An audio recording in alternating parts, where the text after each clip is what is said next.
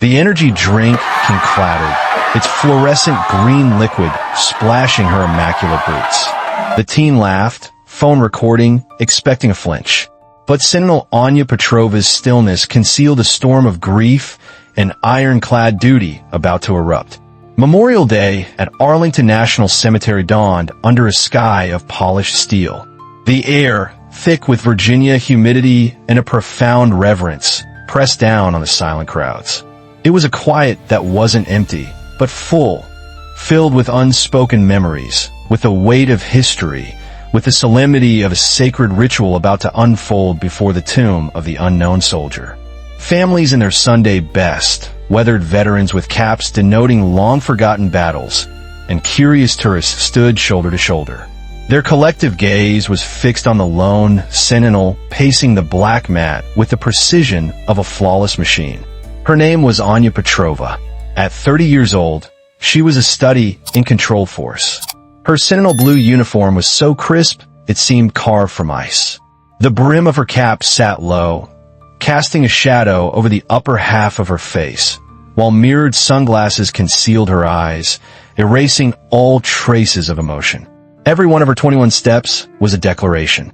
Every click of her heels against the stone was an echo of purpose. Every turn was a silent vow. She was a tomb guard of the 3rd U.S. Infantry Regiment, the Old Guard, and she carried the honor of her post like a physical shield. But beneath it, she carried the weight of a ghost, a promise made to a man who now lay under a different, simpler stone. Woven into this tapestry of respect were the Jenningses, a vibrant tear in the somber fabric. Mark Jennings, a self-styled crypto magnate, was dressed in a linen suit that probably cost more than a car, his eyes glued to his phone as he tracked the volatile dance of digital coins. His wife, Tiffany, fanned herself with a cemetery map, her oversized designer sunglasses failing to hide her look of utter boredom. Between them slouched their 14-year-old son, Kyle. His hair, a shock of platinum blonde with deliberately messy spikes, framed a face set in a permanent sneer. He wore limited edition sneakers that glowed offensively bright, a t-shirt from a brand no one over 20 had heard of, and held a brand new smartphone like it was an extension of his arm. Kyle wasn't here for a lesson in history or sacrifice. He was here because his parents' publicists thought a patriotic family vacation would play well on their social media feeds. "This is so dead," Kyle muttered, his voice a grating whine that sliced through the quiet. Several nearby tourists shot him disapproving looks. "Why are we just standing here watching this chick walk in circles? It's like 1,000 degrees out." Tiffany sighed, a long-suffering sound. "Kyle, honey, just try to appreciate it. This is significant." "Significant," he scoffed, his thumb flying across his screen. "It's just some old box. I bet she's just a wannabe soldier who couldn't hack it in a real war, so now she plays dress up." Mark didn't look up. "Let it be, Tiff. He's just bored. We'll be at that Michelin star restaurant in a few hours." The crowd hushed as Anya completed her 21 steps, turned, and faced the tomb for 21 seconds. Her movements were a ballet of discipline, a living monument to the nameless soldiers who had given their last full measure of devotion. Every step Anya took was for them, but it was also for Sergeant David Reed. Her David. His laughter, his steady hands, his promise of a future together, all of it buried in the sands of Afghanistan. This sacred duty was all she had left of him. But Kyle Jennings saw none of that. He saw only content, an opportunity. "I'm gonna get an epic clip of this," Kyle announced, raising his phone. "But I can make her crack a smile." He began recording, a smarmy influencer's narration already flowing. "Yo, what's up, followers? We're here with the ultimate robot soldier Barbie. Bet she's sweating like crazy under that hat. Smash that like button if you think she should get a real job." A few people shifted uncomfortably, but Kyle was immune to social cues. He was a product of a world where attention, positive or negative, was the only currency that mattered. At home, his parents' wealth insulated him from consequences. Rules were for other people. As Anya pivoted for another pass, Kyle's boredom curdled into active malice. He glanced down at the half-empty can of fluorescent green energy drink in his hand. A wicked grin spread across his face. This is going to be legendary, he whispered to himself. He shuffled closer to the velvet rope barrier, blatantly ignoring the polished brass signs that read, silence and respect. The murmurs in the crowd grew, a low hum of anxiety. But Mark and Tiffany were in their own digital worlds, oblivious. With a flick of his wrist, Kyle underhanded the can. It arced through the humid air, landing with a dull, metallic clatter near Anya's path. The can tipped, and a wave of sticky, neon green liquid splashed across the mirror-like shine of her perfectly polished boots. A collective gasp rippled through the crowd, a sharp, unified intake of breath that shattered the sacred silence. The world seemed to hold its breath. The neon green liquid dripped from the toe of Anya's boot, a grotesque stain on a symbol of perfection. For a split second, a fire ignited behind her mirrored lenses. The image of David's folded flag, presented to her on a day just as hot as this one, flashed in her mind. The insult felt personal, a desecration not just of her uniform, but of his memory. Years of relentless training, of channeling grief into discipline, slammed a wall of ice over the fire. She did not flinch. She did not break stride. Her posture remained a testament to unyielding control. But Kyle didn't see discipline. He saw a victory. He saw a statue that didn't react, and it emboldened him. The crowd's shock was the applause he craved. "Yo, did you see that? She didn't even blink," he shouted, turning to his phone's camera, his voice dripping with triumphant mockery. "This chick is an actual robot. Confirmed." He zoomed in on her stained boot. "Gotta get that detail. Hashtag Tomb Guard fail hashtag owned." An elderly man in a wheelchair, a Korean War veteran cap on his head, leaned toward his son. "That boy needs a lesson in respect hammered into him," he muttered, his voice tight with anger. Kyle, however, was on a roll. He was the star of his own show, and the world was his stage. He swaggered right up to the velvet rope, leaning over it with theatrical arrogance. "Hey, Soldier Barbie, you gonna clean that up or what? I bet your programming doesn't even let you talk." He turned to the crowd, a smug grin plastered on his face, expecting a wave of laughter. Instead, he was met with a sea of cold glares. A mother instinctively pulled her young daughter behind her. A group of high school students on a class trip, who had been whispering and giggling moments before, now stared in silent disgust. Mark Jennings finally surfaced from his phone, his brow furrowed with annoyance. "Kyle, what the hell are you doing? Get back here right now." "Chill, Dad." Kyle waved him off dismissively. "I'm just making content. It's their job to stand here and take it, right? They're public servants. They work for us." The words hung in the hot, still air, heavy and poisonous. Behind her sunglasses, Anya's focus, which had momentarily wavered, sharpened to a razor's edge. She had endured the scorching sun, the freezing rain, the endless, lonely hours of the vigil. She had faced down grief that could shatter a person. But the sheer, arrogant entitlement of that phrase, "They work for us," cut deeper than any physical hardship. The tomb of the unknown soldier was not a stage. It was an altar of sacrifice, and this boy was dancing on it. Undeterred, Kyle saw his moment for the ultimate viral clip. "Time for the money shot," he declared, and with a final defiant smirk, he ducked under the velvet rope. The crowd erupted in a cacophony of shouts. "Hey, get back here!"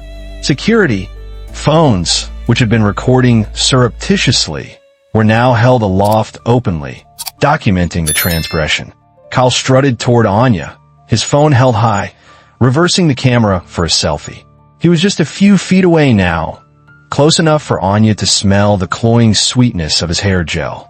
"Yo, me and the statue. This is gonna get me 1,000,000 views," he gloated, positioning the phone to capture both his sneering face and Anya's impassive form. That was the line.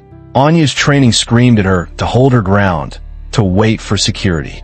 But something deeper, something more primal, took over. This was no longer about a spoiled child. It was about the sanctity of her post. It was about David. It was about every name etched into the stones of this hallowed ground. In a single, fluid motion that was shockingly fast, she broke her silent cadence. She didn't touch Kyle. She didn't speak.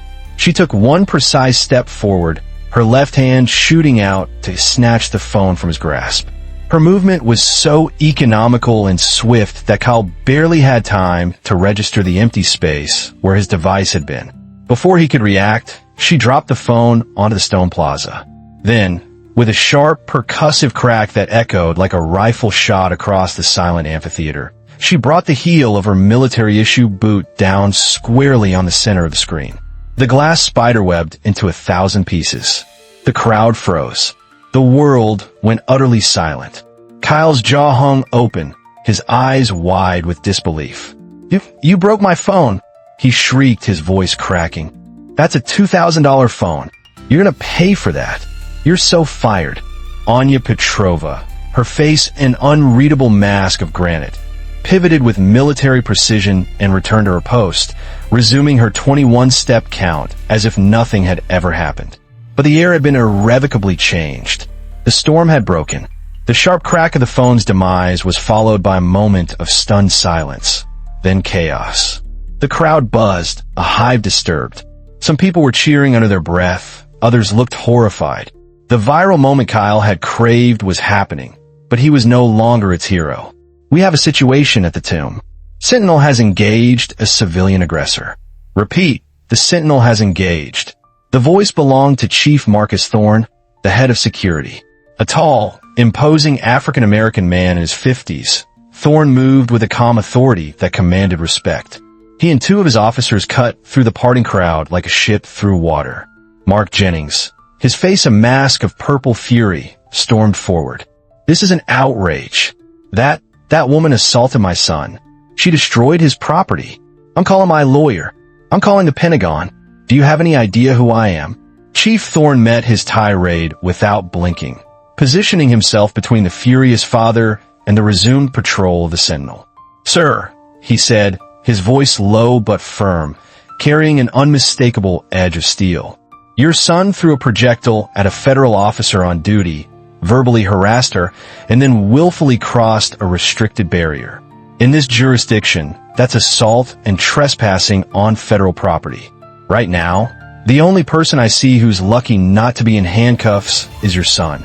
He's a child," Tiffany shrieked, clutching her husband's arm as if she might faint. "You can't treat him like a common criminal."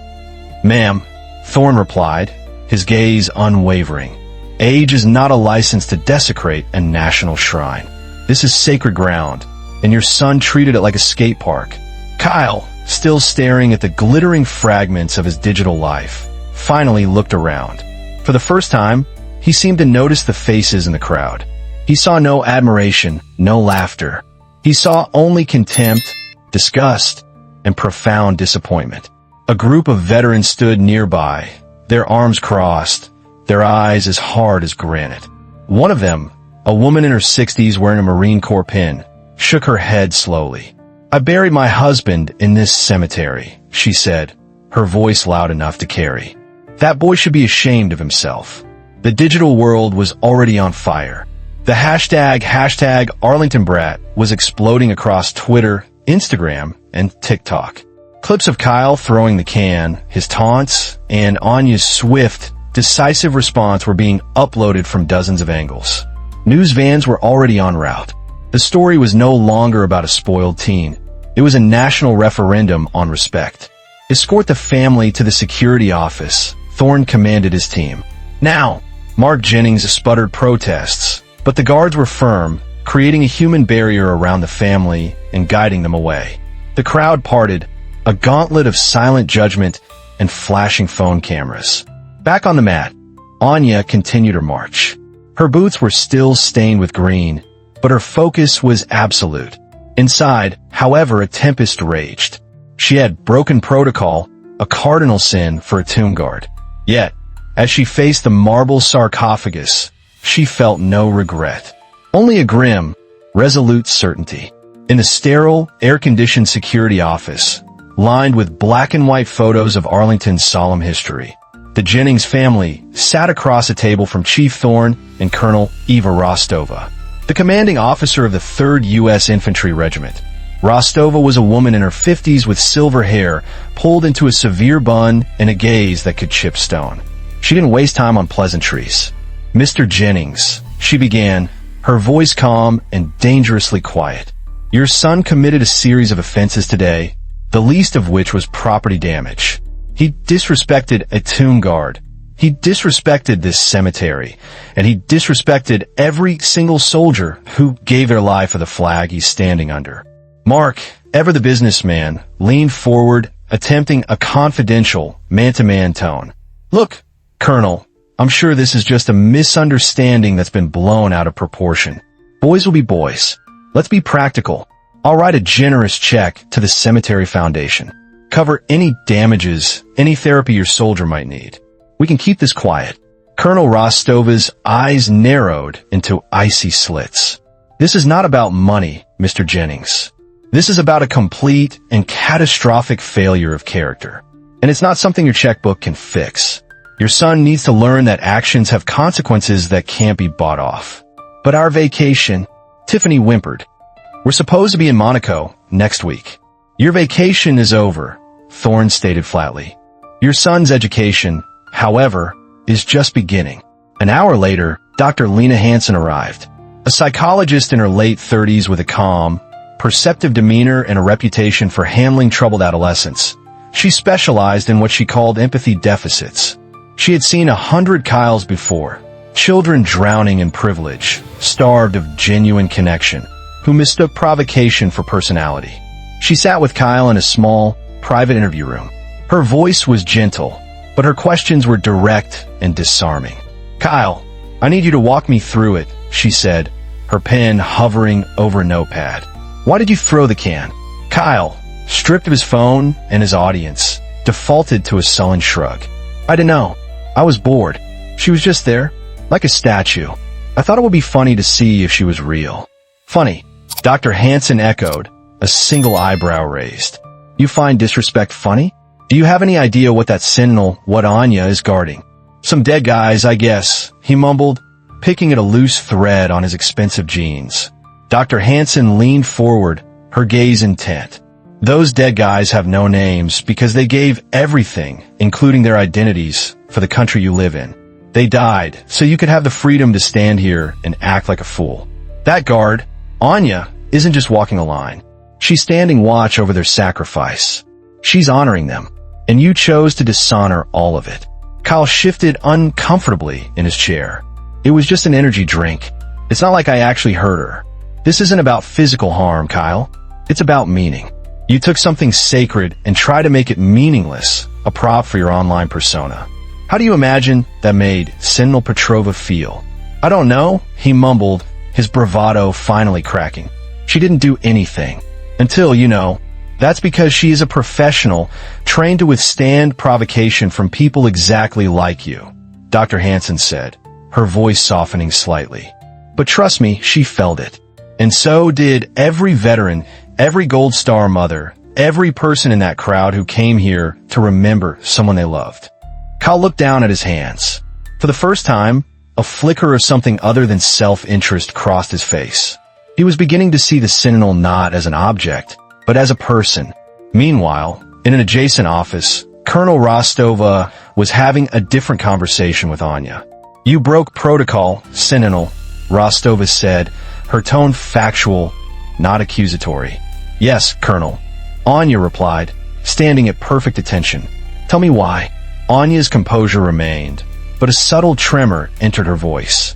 "He called me Soldier Barbie, Colonel. He said we work for him. He crossed the rope, and he was standing on the spot where David's mother stood when they gave her his flag." She paused, swallowing hard. "I walked this line for him, Colonel. For all of them. It's the only promise I have left to keep. I cannot allow him to defile that." "Not there." Rostova listened, her expression unreadable. She knew about Sergeant David Reed. She had signed a condolence letter herself. Back in the main office, Dr. Hansen made her recommendation to the Jenningses and Colonel Rostova. "Kyle is suffering from a profound lack of perspective," she stated clinically. "He needs a wake-up call, not a slap on the wrist. I am proposing a mandatory 4-week, full-day community service program. Right here, at Arlington." Mark Jennings turned pale. "You can't be serious. He's not a convict. He committed assault on federal property." Colonel Rostova reminded him coolly. Be grateful Dr. Hansen is proposing an educational alternative to the juvenile justice system. For weeks, Tiffany gasped. But his summer coding camp in Switzerland, our trip to Monaco. Dr. Hansen's gaze was firm. His education starts now. Kyle sat in his chair, the words washing over him. Community service. Cleaning a cemetery. It was his worst nightmare. But the look in the eyes of the psychologist and the colonel told him this was not a negotiation. The world he knew, the one that bent to his will, had just vanished. Kyle's new world began at 0600 the next day. The designer clothes were packed away, replaced by standard-issue work jeans, a plain gray t-shirt, and steel-toed boots that felt like blocks of lead on his feet. His first assignment was to work with the grounds crew under the direct supervision of a man named Sam. Sam was a quiet, weathered man in his late 60s, with hands like gnarled oak and the faded tattoo of a Marine Corps eagle on his forearm. A Vietnam veteran, he spoke little, communicating mostly through grunts and gestures. He didn't care that Kyle's father was a crypto billionaire. He just pointed to a push broom and then to a long, leaf-strewn pathway. The first week was a special kind of hell for Kyle. The work was mind-numbing and back-breaking. He swept paths, pulled weeds under the relentless Virginia sun, and polished headstones until his arms ached. He complained constantly. The heat, the dirt, the blisters forming on his soft hands. Sam would just listen, take a long drag from his cigarette, and point to the next section of weeds. There was no coddling, no sympathy. One sweltering afternoon, while they were resetting loose sod near Section 60, the final resting place for many who serve in Afghanistan and Iraq, Kyle slumped down in exhaustion. This is pointless, he grumbled. The grass is just going to grow back. Sam stopped his work and wiped his brow with the back of a gloved hand. He looked out over the endless rows of white stones. They don't grow back, he said, his voice raspy. He nodded toward a nearby headstone. That one there. Corporal Miller, 19, stepped on an IED. His mom comes by every Sunday, puts a fresh flower in the little vase. You think it's pointless for her that his stone is clean? Kyle fell silent. He looked at the stone. Christopher Miller, CPL U.S. Army, beloved son, 19, 5 years older than him. Slowly, grudgingly, something began to shift inside him. He started to see the cemetery not as a place of death, but as a library of lives. Each stone was a book, a story cut short. He started reading the inscriptions, noting the ages, the hometowns, the simple, heartbreaking epitaphs. He learned to use the edger, to trim the grass around each headstone with a precision that bordered on reverence. He felt a strange, unfamiliar sense of satisfaction in the simple, honest work. During the third week, he was assigned to help Sam clean the marble of the amphitheater, the very place where his humiliation had begun. From a distance, he watched the changing of the guard. He saw Anya Petrova on her patrol. He watched the tourists, their faces a mixture of awe and respect. He saw the ceremony not as a boring, repetitive ritual, but as a constant, living promise. He finally understood what he had tried to break. The crucible of his transformation came on a quiet Tuesday afternoon. Sam had tasked him with cleaning a section of older, slightly weathered headstones. He came to one that was smaller, simpler than the rest. He knelt, scrubbing away the grime with a soft brush. As the name became clear, he froze. Sergeant David M. Reed, U.S. Army, Bronze Star, Purple Heart. Below it, the dates. He had been 29. Kyle sat back on his heels, the wet brush dripping onto his jeans. He didn't know why this one hit him so hard. Maybe it was the list of medals. Maybe it was just the cumulative weight of the past few weeks. He thought of the Sentinel, of her stone-faced composure, and suddenly he pictured her not as a robot, but as a woman who had stood right here, just like Corporal Miller's mother, receiving a folded flag. He looked around at the silent, sleeping army surrounding him. An overwhelming wave of shame and sorrow washed over him, so powerful it buckled his knees. Alone, among the endless rows of the fallen, Kyle Jennings put his head in his hands and wept. He cried for the soldier he never knew, for the woman he had insulted, and for the hollow, arrogant boy he had been. On the final day of his 4 weeks, Dr. Hansen arranged a meeting. It was held in the same quiet office overlooking the cemetery. Kyle, dressed in his own clothes again, felt like he was wearing a costume. He sat at the table across from Anya, who was in her civilian attire, simple slacks and a blouse, but still carried the unmistakable bearing of a sentinel. Colonel Rostova and Dr. Hansen sat at either end of the table, silent observers. The silence stretched, thick and heavy. Kyle's stomach churned. He had rehearsed this moment in his head 100 times, but now the words felt inadequate. He took a deep breath and looked directly at Anya. Sentinel Petrova. Anya, he began, his voice steady but soft. I'm sorry. What I did, there's no excuse for it. I was a jerk. I was an idiot. I didn't see a person. I just saw a thing. An obstacle for a video. I didn't understand what you do or what this place means. And that was wrong. He paused, swallowing. I've spent the last month here. I've cleaned the headstones. I've learned some of their names. I get it now. I can't take back what I did, but I wanted to say I'm sorry to your face. Anya studied him for a long moment, her expression unreadable. Her gaze was not cold, but it was not warm either. It was appraising, searching. Why are you sorry, Kyle? She asked, her voice even. Are you sorry because you got caught? Or are you sorry because you understand? Because I understand, he said without hesitation. I was cleaning the headstone of Sergeant David Reed. A subtle, almost imperceptible shift occurred in Anya's composure. The granite stillness softened just a fraction. He was my fiancé, she said simply. The words landed in the room with quiet force. He was 29. He was a good man. He believed in what he was doing. This ground is sacred because of that belief. Because of their belief. She looked at him, her eyes finally clear of their professional guard. If you truly understand that, then your apology is accepted. She leaned forward slightly. Admitting you were wrong. Kyle, that takes a kind of strength you didn't have a month ago. Keep listening. Keep learning. That's how you truly honor them. Colonel Rostova nodded almost imperceptibly. Anya extended her hand across the table. Kyle looked at it for a second, then reached out and shook it. Her grip was firm, solid, real. It was the closing of a circle. The story didn't end in that quiet room. Kyle's journey, documented by a local news station that had followed up, became a different kind of viral story. The narrative of #ArlingtonBrat was replaced by one of redemption. He started a blog, not for views or likes, but to share what he had learned, hoping to reach other kids lost in the same shallow world he had once inhabited. Respect isn't a currency, he wrote in his first post. It's the foundation everything else is built on. Mark and Tiffany Jennings, shaken out of their gilded stupor, enrolled in family counseling. They sold their vacation home in Monaco and used the funds to start a foundation that sponsored educational trips to national historic sites for underprivileged youth. And at Arlington, Sentinel Anya Petrova continued her solemn duty. Her boots polished to a mirror shine, her steps precise and unwavering, a silent, powerful guardian of the fallen.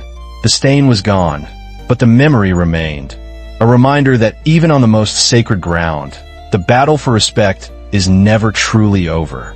Some lessons are harsh. Some are learned in the crucible of public shame.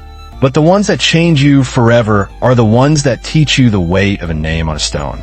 What did this story make you think about? How do you believe respect should be taught? Share your thoughts in the comments below, and please, comment with respect. If this story of honor, transformation, and redemption moved you, like, share, and subscribe for more stories that matter.